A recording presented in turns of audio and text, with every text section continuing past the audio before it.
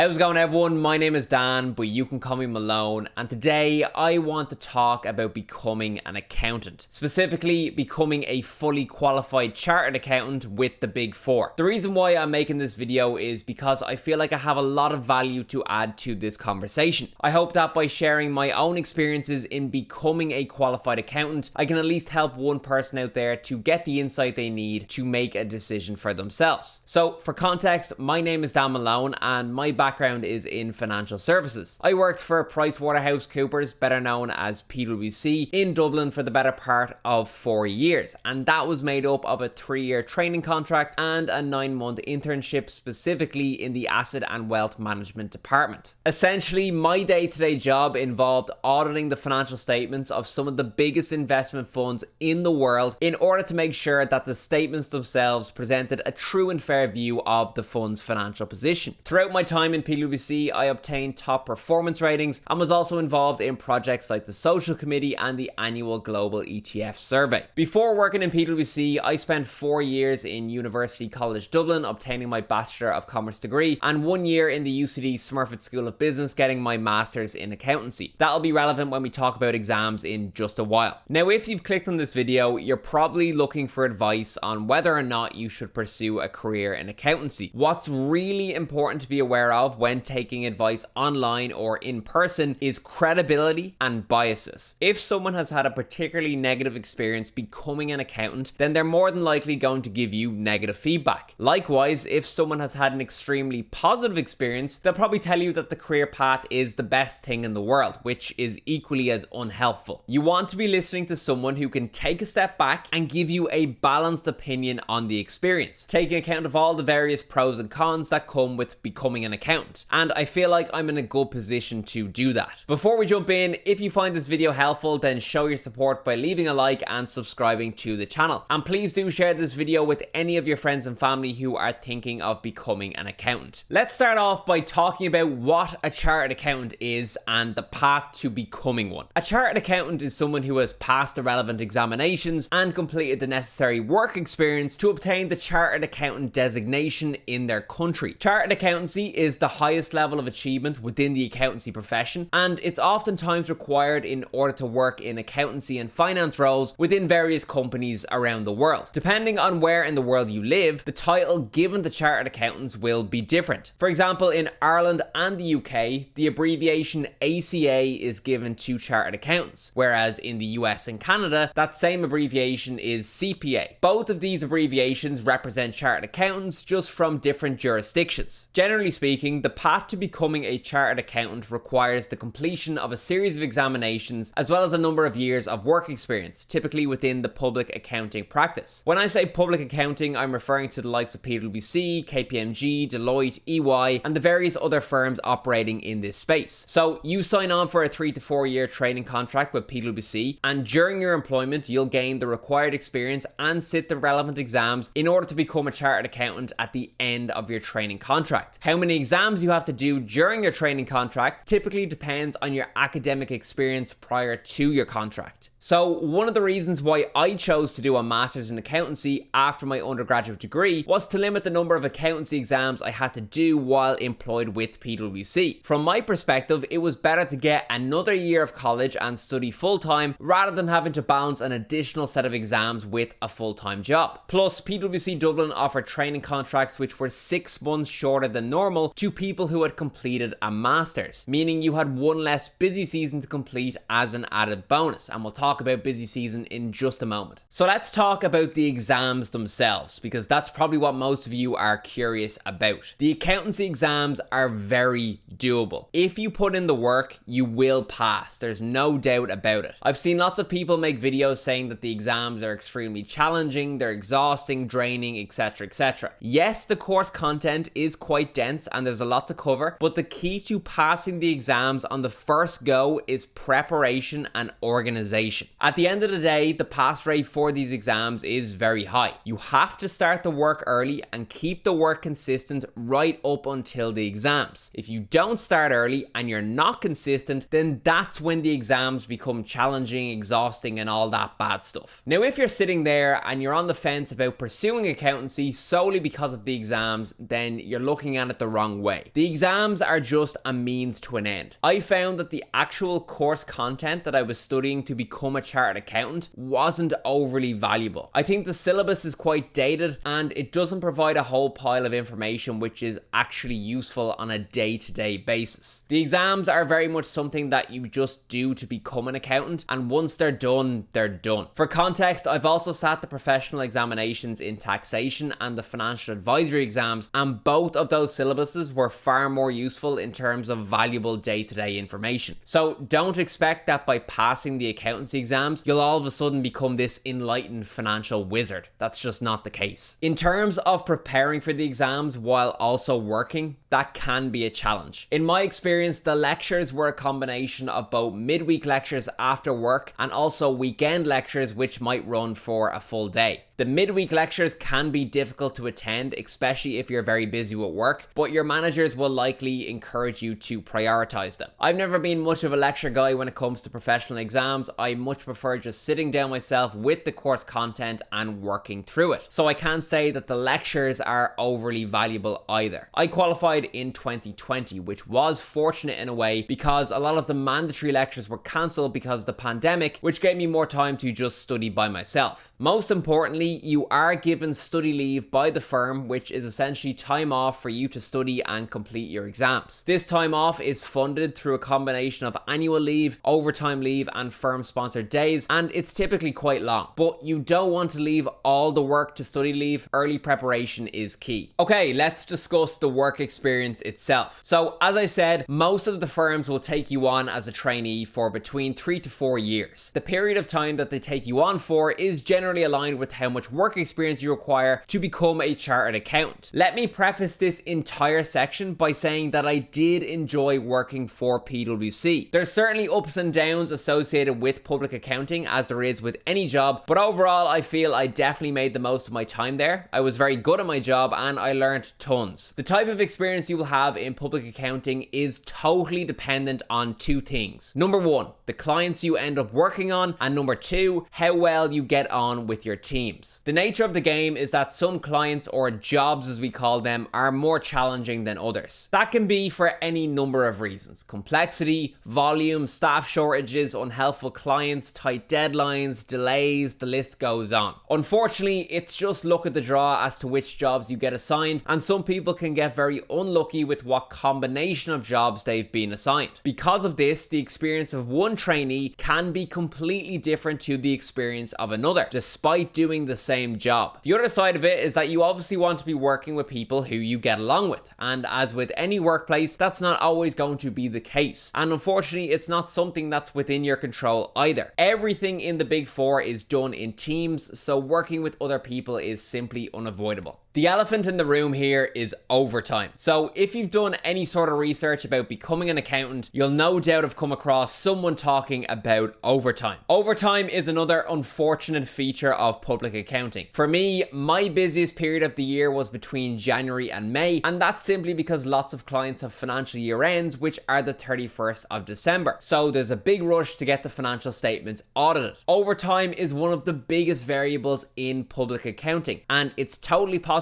for one person to be working lots of overtime while another person is doing very little. This all comes back to what clients you're working on. In my office during the busy season, most people would be working between 50 to 60 hours per week, but it was totally possible for some people to be working upwards of 80 hours at times. I got lucky in a sense because while I was busy at the start of the year, once that period was over, then the rest of the year was fairly relaxed. But I do know people who got unlucky and were in a busy season for nearly 7 months of the year. It's also important to be aware that overtime culture in some countries can be quite toxic. I personally didn't experience this, but I know some offices treat overtime like a competition to see who can do the most. I think that's quite a dated ideology and frankly quite sad, so do your best to avoid that if possible. In terms of the work itself, I would say it's pretty diverse. Obviously, different departments specialize in different lines of work, and depending on what line of work you go into, your day day-to-day job will vary. As I said, I specialized in asset and wealth management, which means everything I did in PwC was centered around investment funds. I did feel that once I had reached the end of my training contract, I had done everything with the exception of team management. This was a bit of a disincentive for me to stay because I felt the learning experience post-qualification wouldn't be valuable enough to commit to permanently. It's also worthwhile mentioning that many of the firms are now using software like Alteryx to automate some of the more repetitive jobs which would have typically been assigned to new joiners. What they haven't automated, they'll likely outsource to a satellite office. What this means in theory is that you as a trainee will get exposure to more valuable work from the get-go. It also means you'll be trained to use the software as it's becoming more and more prevalent in the day-to-day work. In terms of workflow, what you can expect is that certain responsibilities will be reserved for more senior team members. For example, valuation work, which would involve the responsibility of ensuring that the fund's investments were valued appropriately, would typically be assigned to someone in their second or third year. So what you'll find is that as you progress through the ranks, you'll be assigned more and more high priority work. But that's not always the case because on smaller jobs which have staffing issues, you might be assigned this work in your first year. So you can see how influential your clients are to your overall experience. I want to touch on the people element of working for the Big Four. Public accounting offers a workplace environment that is quite different to other lines of work. It's very rare that you get an employer who takes on hundreds of new graduates each and every year. So when you start working with the Big Four, it's very likely that you're starting alongside hundreds of other people who are the same age as you. This can make work feel like an extension of college. In fact, the social aspect of the Big Four is one of the best. During my time working for PwC, I was part of the social committee, and we'd organize Christmas parties, exam results parties, end of year events, weekly drinks, and that's before you consider any team activities or nights out that you might have. So there's nearly always something to look forward to. The teams within the firms are also very diverse. You'll work with people from different countries and backgrounds, and on most teams, you'll have interactions with team members right up to the partners who are the heads of the engagement. The best teams are the ones who promote active collaboration, innovation, and efficiency. Coaching is also a massive part of working for the Big Four. Generally, there's a tiered approach to coaching. So you'll coach the new joiners who come in behind you on the work that you performed last year. This process then repeats all the way up the chain. This is great for skills development and practical understanding because in order to be a good coach, you really need to understand why you're doing what you're doing. And this can actually be a big problem within the Big Four because some teams get into the habit of copying what was done last year and changing the numbers to suit this year. And while that might work some of the time, what's lost along the way is understanding. And without understanding, you can't coach, you can't innovate, and you can't adapt to change. It's really important to define how you want to approach your training contract because you do have a choice. You can definitely get through your contract doing the bare minimum. And if you're there simply to get the qualification and dip out, then that might be the best thing to do. I went in with the mindset of trying to learn as much as I could in 3 years in order to extract the most amount of value from the experience. From my perspective, I was going to be there anyway, so I might as well get the most from it. That's also why I optionally sat the taxation exams and the financial advisory exams during my contract in order to get the most out of the experience. Bear in mind, I had no exams in my first year because I did a master's, so I used that free time to do some of the tax exams. Then in my final year, after I'd passed the accountancy exams in second year, I completed the final tax exams and the financial advisory exams. So it really came down to me trying to maximize the amount I could get done in 3 years. I would say the biggest things I did to maximize learning in work were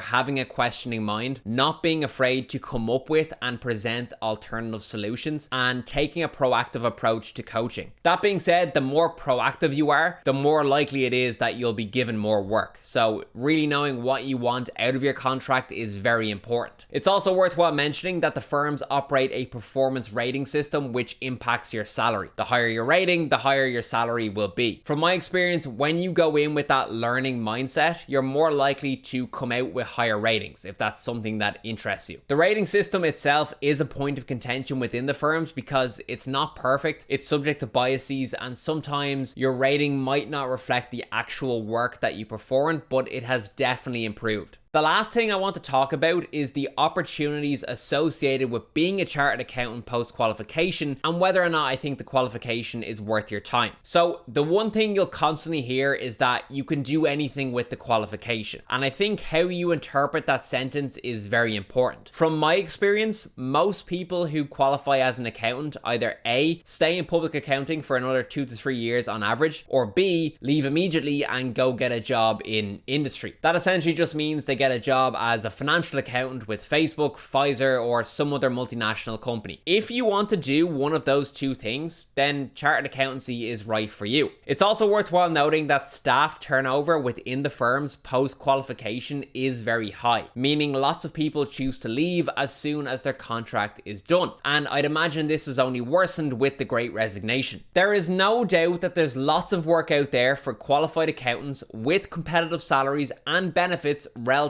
to country averages. However, pursuing the qualification with the expectation that you can do anything when you obtain it is, in my opinion, unrealistic. Employers are not going to be astounded that you're qualified. There are thousands of newly qualified accountants every year, and differentiating yourself only becomes more challenging over time. Plus, as I mentioned before, passing the exams doesn't automatically make you a higher level of professional, and a lot of people are actually shocked at how unqualified they feel when they qualify. I actually think one of the biggest challenges facing the qualification is how linear the career path is becoming. It's totally possible to map out the next 20 years in your career in accountancy, and you have to ask yourself whether or not that's something that appeals to you. And I think it's more so preparing people for a tried and tested route post-qualification. I also don't think people put enough thought into the decision to sign onto a training contract. Yes, the certainty of outcome can seem appealing, but in reality, you are giving up 3+ years of your 20s to go work in public accounting. Now, don't get me wrong, that's what I did, and I was lucky enough to enjoy my time there, but what I'm saying is that that might not be the case for you. And so I think you need to really want the qualification and have a good understanding of why you want the qualification. Because again, I see lots of people just wander into the process because it's the done thing, and all of a sudden you've spent 3 years working towards a qualification you don't even want or need. So is the qualification worth your time? If you're genuinely interested in working in an accounting function on a full-time basis, then I would say yes. If, on the other hand, you think you'd be getting the qualification as a nice to have, then I don't think you're in any rush, and maybe you should instead use that time to figure out what you really want to do and whether or not the accountancy qualification is needed to get there. Because in my opinion, unless the qualification is specifically required in order for you to do what you want to do, then I don't think it's worth it. That being said, the practical experience you get from working in the firms is very good, provided you get the right clients, and I think that in itself is a reason to consider pursuing the qualification, whereas the actual academic content which you study isn't. If you have any questions at all about becoming a chartered accountant, make sure you leave it in the comment section below and I will get back to you as soon as possible. So I really do hope you enjoyed the video here today. As always, if you did enjoy the video, please do let me know in the comment section below. Leave a like on the video, subscribe to the channel, and I'll see you in the next one.